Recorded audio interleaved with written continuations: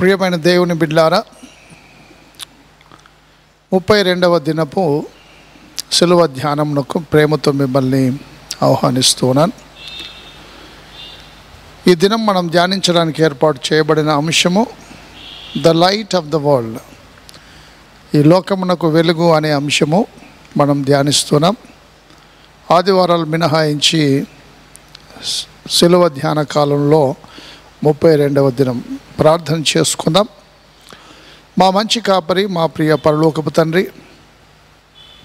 ఈ సిలువ ప్రయాణంలో నీ వాక్య ధ్యానంలో నీవు మమ్మల్ని దీవించమని, నడిపించమని, వాక్యం వినిచిన ప్రతి బిడ్డకు ప్రభువా నీ ప్రత్యేకమైన పరలోక దేవుళ్ళు దయచేయమని యేసునామమున ప్రార్థించి వేడుచున్నాము తండ్రి, ఆమెన్. ప్రియమైన దేవుని బిడ్డలారా, 32వ దినపు వాక్య ధ్యానమునకు ప్రేమతో మిమ్మల్ని ఆహ్వానిస్తున్నాను.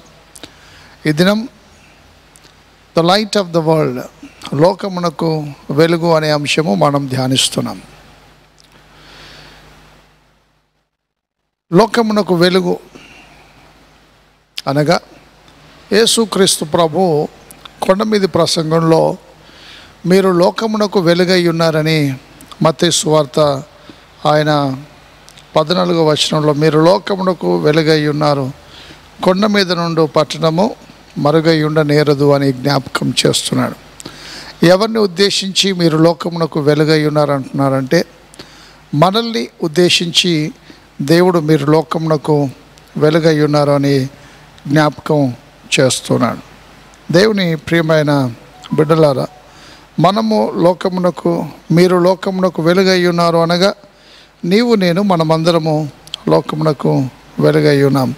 ఇదే మత్తయి సువార్త దయచేసి 4వ అధ్యాయం 12వ వచనం దయచేసి గమనించమనవి.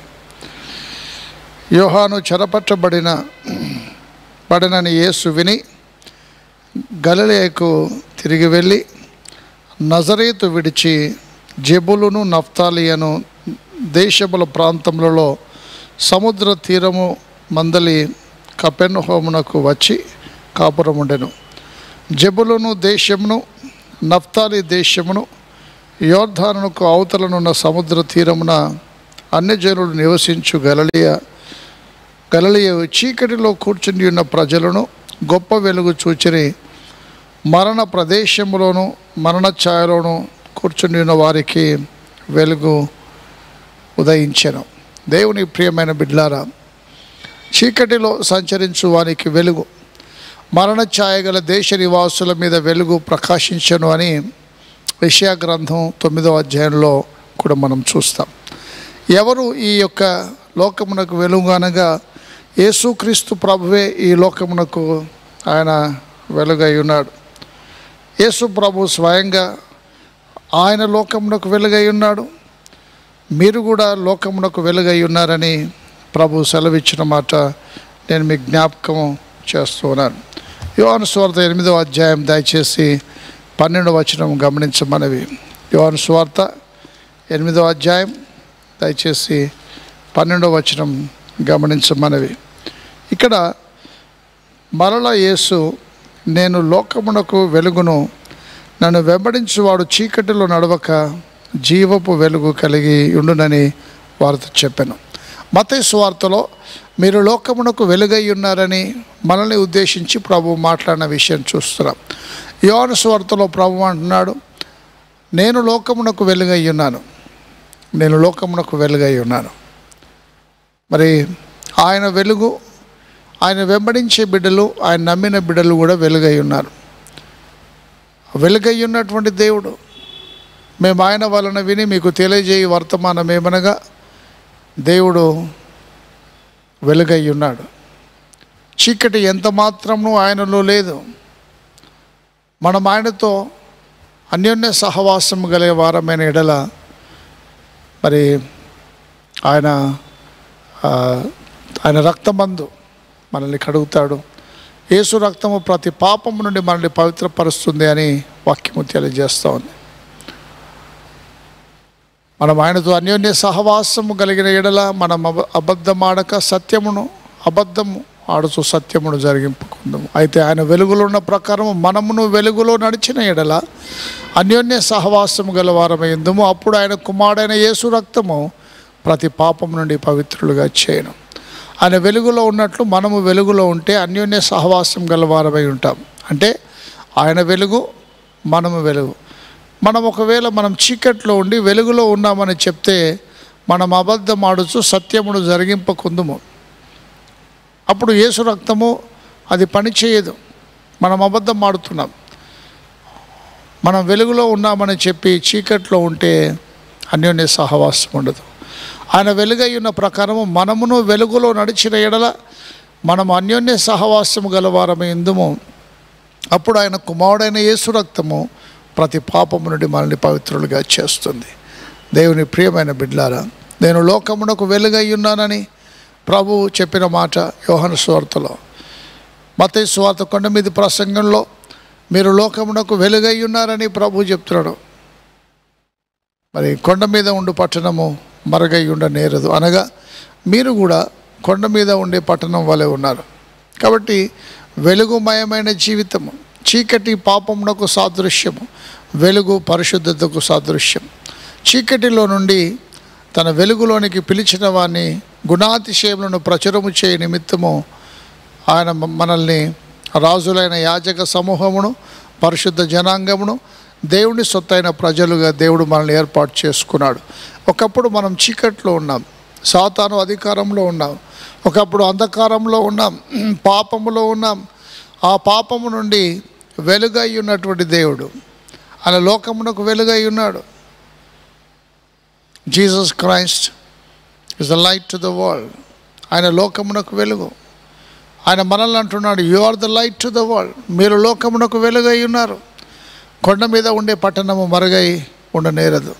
దేవుని ప్రియమైన బిడ్డలారా, వెలుగు వలె ఉండుటకు, వెలుగై ఉండుటకు, అనేకులకి పరిశుద్ధమైన జీవితము ద్వారా అనేకులకి దేవుని యొక్క వెలుగును అందించే బిడ్డలుగా ఉండుటకు దేవుడు మనల్ని పిలిచినాడని నేను మీ జ్ఞాపకం చేస్తున్నాను. కీర్తనకారుడు కీర్తన 18:25 వచనంలో ఈ మాట రాస్తున్నాడు. కీర్తన 18:25 వచనం, నా దీపమును వెలిగించువాడవు నీవే, నా దేవుడైన యెహోవా చీకటిని నాకు వెలుగుగా చేయను. నా దీపము వెలిగించువాడవు నీవే, చీకటిని వెలుగుగా చేసేవాడు. దేవుని ప్రియమైన బిడ్డలారా, మన దేవుడు మన దీపమును వెలిగించేవాడు, మనలో ఉన్న చీకటిని వెలుగుగా చేసేవాడు. అనగా మనలో ఉన్న పాపమును తీసివేసి పరిశుద్ధమైన జీవితము ప్రసాదించేవాడు. అంధకార సంబంధమైన అలవాట్లు, అంధకార సంబంధమైన క్రియలు, ఆలోచనలు తీసివేసి పరిశుద్ధమైన మంచి జీవితాన్ని ప్రసాదిస్తాడు. అందుకే 119వ కీర్తనలో నీ వాక్యము నా పాదములకు దీపము, నా త్రోవకు వెలుగునై ఉన్నదని వ్రాయబడి ఉంది. దేవుని ప్రియమైన బిడ్డలారా, మేము ఆయన వలన విని మీకు ప్రకటించు వర్తమానం ఏమనగా దేవుడు వెలుగై ఉన్నాడు, ఆయనంత చీకటి ఎంత మాత్రము లేదు. మనం చీకటిలో ఉండి వెలుగులో ఉన్నామని చెప్పిన ఎడల మనం అబద్ధమాడుచు సత్యమును జరిగింపకుందుము. అయితే ఆయన వెలుగులో ఉన్న ప్రకారము మనమును వెలుగులో నడిచిన ఎడల మనం అన్యోన్య సహవాసము గలవారమై ఉందుము. అప్పుడు ఆయన కుమారుడైన యేసు రక్తము ప్రతి పాపము నుండి మనల్ని పవిత్రీకరిస్తుంది. దేవుని ప్రియమైన బిడ్డలారా, ఒకప్పుడు చీకట్లో ఉన్నాం. జబులోను, నఫ్తాలి చీకట్లో ఉన్నారు. అయితే చీకటి గల మరణ ఛాయ గల దేశ నివాసుల మీద వెలుగు ప్రకాశించింది. మరి నీతి సూర్యుడు ఉదయించున్నాడు, లెమ్ము తేజరిల్లుమని ప్రభు సెలవిస్తున్నాడు. దేవుని ప్రియమైన బిడ్డలారా, ఆయన మాత్రమే లోకమునకు వెలుగు కాదు, నీవు నేను లోకమునకు వెలుగై ఉన్నాం. మనలో ఉన్న పాపపు చీకటిని ఆయన శిలువ మరణం ద్వారా తీసివేసి వెలుగుమయమైన పరిశుద్ధమైన జీవితం మనకు గురించినాడు. మనం లోకమునకు వెలుగై ఉండుటకు, పరిశుద్ధమైన జీవితం జీవించుటకు ప్రభు తన కృప దయచేయను గాక. ఆమెను ప్రార్థన చేసుకుందాం. మా మంచి కాపరి, మా ప్రియ పరలోకపు తండ్రి, లోకమునకు వెలుగు నీవు మాత్రమే, లోకమునకు వెలుగు కాదు కానీ మమ్మల్ని కూడా మీరు లోకమునకు వెలుగై ఉన్నారని సెలవిచ్చి ఉన్నావు. మాలో చీకటి ఎంత మాత్రములు లేకుండా మేము ఒకవేళ చీకటిలో ఉండి వెలుగులో ఉన్నామని చెప్పి అబద్ధం ఆడకుండా నీవు వెలుగులో ఉన్నట్లు మేమును వెలుగులో ఉండి అన్యోన్య సహవాసం గలవారమై అనేకులకు నీ వెలుగును ప్రకాశించుటకు నీ కృప దయచేయమని యేసు నామమున ప్రార్థించి వేడుచున్నాము తండ్రి. ఆమెన్.